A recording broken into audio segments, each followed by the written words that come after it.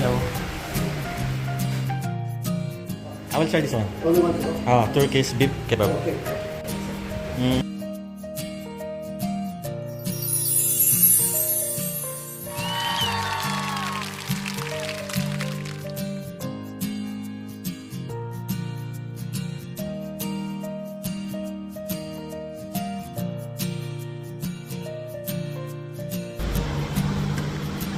Hot sauce? Yeah. Na garlic sauce? Hot sauce.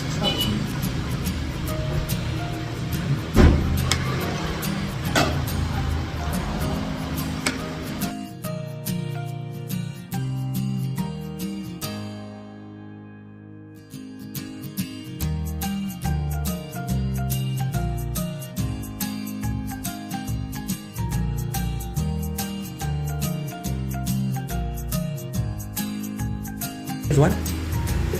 It's okay to eat?